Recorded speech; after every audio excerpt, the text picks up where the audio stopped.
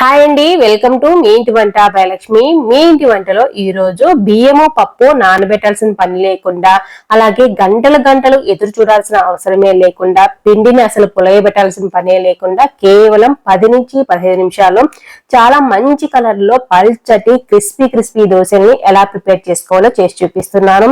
వీడియోలో మంచి మంచి టిప్స్ చెప్తూ చేస్తున్నానండి. ఈ వీడియోలో చెప్పే టిప్స్ అన్ని మీరు కూడా ఫాలో అయ్యారంటే అస్సలు పాడయ్యే ఛాన్సే ఉండదు. ప్రతిదీ కూడా చాలా ఇంపార్టెంట్ అండి. ప్రతి స్టెప్ కూడా ఎక్కడే కానీ మిస్ అవ్వకుండా చూసిన తర్వాతే ట్రై చేయండి. మీకు కూడా వీడియోలో చూపిస్తున్నట్లుగానే చాలా మంచి కలర్ లో పల్చటి క్రిస్పీ దోశలు వచ్చేస్తాయి.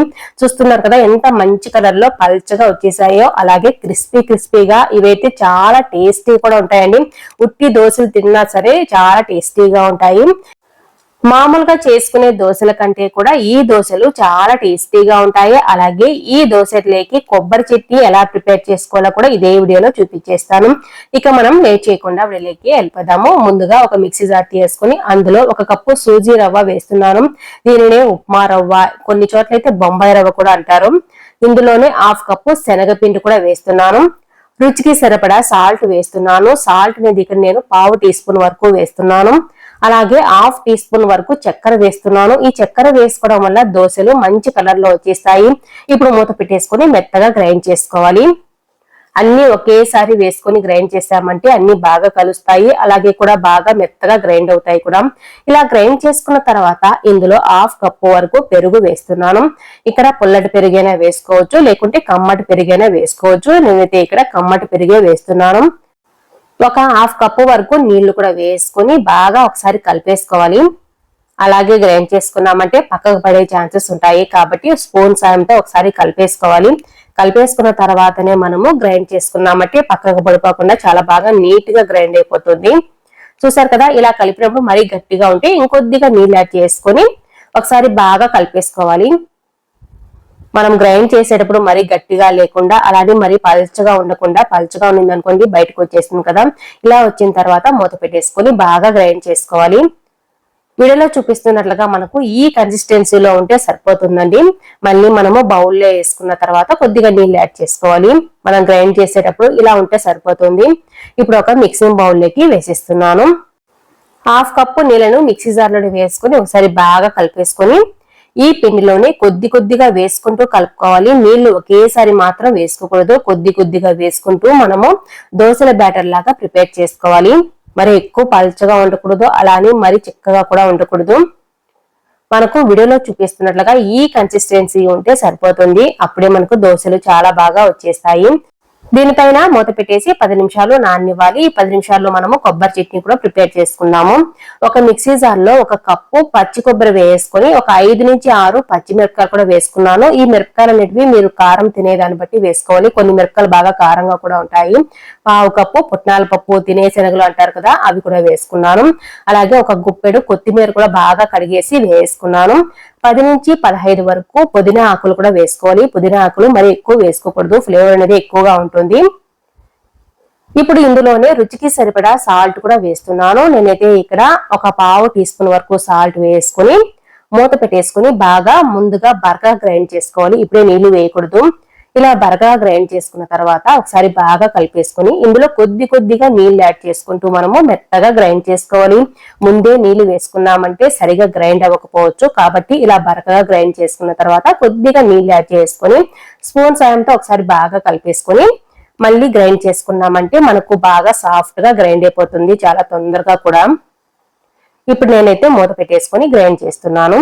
ఈ చట్నీ చేసుకోవడం కోసం ఎక్కడే గానీ స్టవ్ మీద వేయించే పనే ఉండదు. చూసారు కదా ఎంత బాగా సాఫ్ట్ గా గ్రైండ్ అయిపోయిందో. ఇలా వస్తే సరిపోతుంది. అంతేకాదు ఈ చట్నీ చాలా అంటే చాలా టేస్టీగా ఉంటుంది. తప్పకుండా ట్రై చేయండి. ఇందులోకి నేనైతే పోపు వేసుకోవట్లేదు, మీరు కావాల్సింటే వేసుకోవచ్చు. ఈ లోపు మనకు పిండి కూడా నానిపోయి ఉంటుంది. పిండిని కూడా ఒకసారి చెక్ చేసుకుందాము. ఇలా తీసిన తర్వాత ఇందులో ఒక 2 చిటికాల వరకు మాత్రమే వంట సోడా వేసుకోవాలి. వంట సోడా మరి ఎక్కువ వేసుకోకూడదు. చూసారు కదా, ఇలా వేస్తే సరిపోతుంది. మనం దోశలు వేసుకునేటప్పుడు ఇలా వేసేసుకుని బాగా కలిపేసుకోవాలి.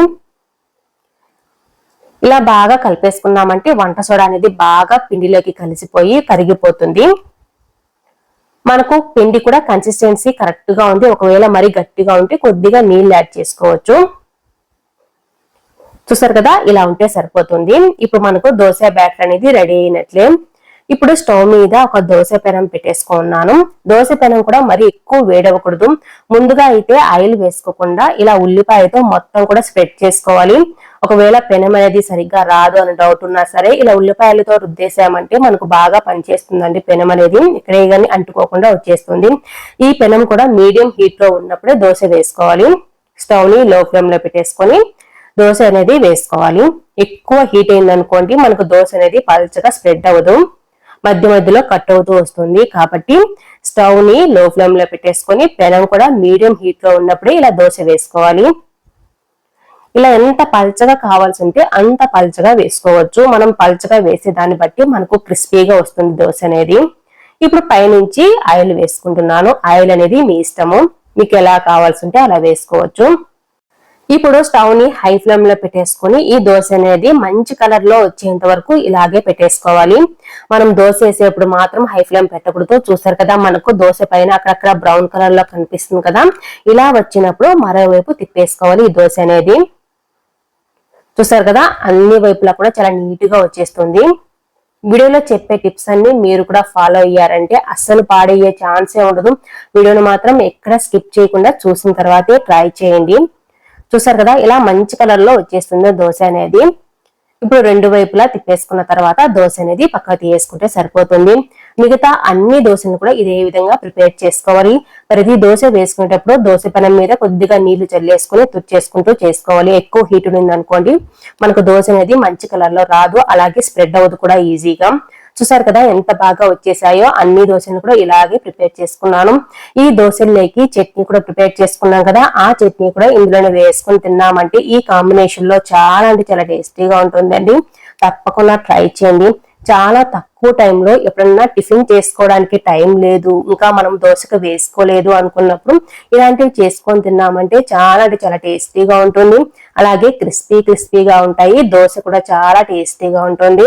తప్పకుండా ట్రై చేసి మీకు ఎలా వచ్చిందో కామెంట్ రూపంలో చెప్పడం మాత్రం అస్సలు మర్చిపోకండి. ఈ రోజు బియ్యము మినపప్పు అవసరం లేకుండా, అసలు నానబెట్టి గంటలు వెయిట్ చేయాల్సిన అవసరమే లేకుండా కేవలం 10 నిమిషాల్లో స్పాంజ్ లాంటి దోశల్ని ప్రిపేర్ చేసుకోవచ్చు. మీరు కూడా మీతో తప్పకుండా ట్రై చేసి మీకు ఎలా వచ్చిందో కామెంట్ రూపంలో చెప్పడం మాత్రం అస్సలు మర్చిపోకండి. చూసారు కదా ఎంత స్పాంజ్ లాగా వచ్చాయో, నోట్లో వేస్తే అలా మెల్ట్ అయ్యేలా ఉంటాయి. చాలా బాగుంటాయి, టేస్ట్ కూడా తప్పకుండా ట్రై చేయండి. ఇక లేట్ చేయకుండా వీడియోలోకి వెళ్ళిపోదాము. ముందుగా ఒక బౌల్ తీసుకొని అందులో 1 కప్పు అటుకులు వేసుకున్నాను. మందపాటి అటుకులు తీసి వేసుకోవాలి. ఇందులో డస్ట్ ఉంటుందండి. ఒక 2 సార్లు నీళ్లు వేసేసి కడిగేస్తున్నాను. ఇప్పుడు ఈ నీళ్లను వంపేసుకోవాలి. నీళ్లు వంపేసిన తర్వాత ఇప్పుడు ఈ అటుకుల్లో 1 కప్పు సూజీ రవ్వ, ఉప్మా రవ్వ అంటారు కదా, ఆ రవ్వను వేస్తున్నాను. 1 కప్పు పెరుగు కూడా వేస్తున్నాను. మీకు ఈ దోశలు పుల్లగా కావాలంటే పుల్లటి పెరుగు వేసుకోవచ్చు, లేకుంటే మామూలు పెరుగు వేసుకొని 1/2 టీ స్పూన్ సాల్ట్ వేసుకున్నాను. ఇప్పుడు ముందుగా బాగా కలిసేటట్టు కలిపేసుకోవాలి. వేసుకున్న పెరుగు అనేది ఈ రవ్వకి అటుకులకు పట్టే విధంగా కలిపేస్తున్నాను. ఇలా మొత్తం కలిపేసుకున్న తర్వాత ముందుగా మనము 1 కప్పుతో కొలిచి వేసుకున్నాం కదా పెరుగు, ఆ కప్పులోనే 1 కప్పు నీళ్లు వేసుకొని, నీళ్లు కూడా 1 కప్పు వేస్తున్నాను. మరి ఎక్కువ వేసుకోకూడదు. ముందుగా అయితే 1 కప్పు నీళ్లు వరకు వేసుకొని మొత్తం బాగా కలిసేటట్టు కలిపేసుకోవాలి. మనకు కొద్దిగా నానే కొద్ది గట్టి పడుతూ ఉంటుంది. ఎక్కువ టైం ఏం తీసుకోదు. 5 నుంచి 10 నిమిషాలు పక్కన పెట్టేస్తే మనకు నానిపోతాయి ఈ అటుకులు రవ్వ అనేది. ఇప్పుడు మూత పెట్టేసి పక్కన పెట్టేస్తున్నాను. ఈ లోపు మనము చట్నీ ప్రిపేర్ చేసుకోవచ్చు. చూసారు కదా, 10 నిమిషాల తర్వాత చెక్ చేస్తున్నాను. ఇలా నానిపోయి బాగా గట్టి పడిపోయి ఉంటాయి. ఇలా ఒకసారి కలిపేసుకొని మిక్సీ జార్ తీసుకొని అందులో వేసేసుకొని గ్రైండ్ చేసుకోవాలి. మరి ఎక్కువ గట్టిగా ఉందంటే కొద్దిగా నీళ్ళు యాడ్ చేసుకోవచ్చు. నేనైతే ఇప్పుడు కొద్దిగా కూడా నీళ్ళు యాడ్ చేయలేదు, డైరెక్ట్ గా మిక్సీ జార్ లో వేసుకొని గ్రైండ్ చేస్తున్నాను. గ్రైండ్ చేసిన తర్వాత ఇలా ఉంటుంది. మరి మిక్సీ తిరగలేదు అనుకునేటైతే కొద్దిగా నీళ్ళు అనేది యాడ్ చేసుకోండి. ముందుగా మనము రవ్వ అటుకులు నానబెట్టుకున్నాం కదా, ఆ బౌల్లోకి గ్రైండ్ చేసుకున్న మిశ్రమాన్ని వేసుకున్నాను. 1 చిటికెడు వంట సోడా కూడా వేసుకొని కొద్దిగా నీళ్ళు యాడ్ చేస్తున్నాను. ఇప్పుడు గరిట సహాయంతో ఒక వైపుకే ఇలా కలుపుకోవాలి. 2 వైపులా తిప్పకుండా ఒక సైడ్కే కలుపుకోవాలి. ఇలా కలిపిన తర్వాత ఇక మనం ఏమీ నానబెట్టాల్సిన పని లేదు, డైరెక్ట్ గా దోశలు వేసేసుకోవచ్చు. స్టవ్ మీద ఒక దోశ పెనం పెట్టేసుకొని ఒక చుక్క ఆయిల్ వేసేసుకొని ఆనియన్ కట్ చేసి ఫోర్క్ గుచ్చేసుకొని రెడీగా పెట్టుకొని ఉండాలి. ఇలా బాగా రుద్దేసామంటే ఎటువంటి దోశలైనా సరే ఎటువంటి పెనం మీద అయినా సరే చాలా బాగా వచ్చేస్తాయి.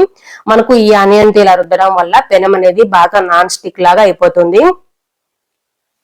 ఇలా మొత్తం రుద్దేసుకున్న తర్వాత ముందుగా మనము దోశ పిండిని రెడీగా పెట్టుకున్నాం కదా, ఆ పిండిని 2 గరిటెల వరకు వేస్తున్నాను. ఇలా వేసిన తర్వాత మరి ఎక్కువ స్ప్రెడ్ చేయకుండా వీడియోలో చూపిస్తున్నట్టుగా లైట్ గా స్ప్రెడ్ చేసుకోవాలి. అప్పుడే దోశలు స్పాంజ్ లాగా చాలా సాఫ్ట్ గా ఉంటాయి. పైనుంచి కొద్దిగా ఆయిల్ వేసుకున్నాను. స్టవ్ ని మీడియం టు హై ఫ్లేమ్ కి అడ్జస్ట్ చేసుకుంటూ ఈ దోశల్ని చేసుకోవాలి.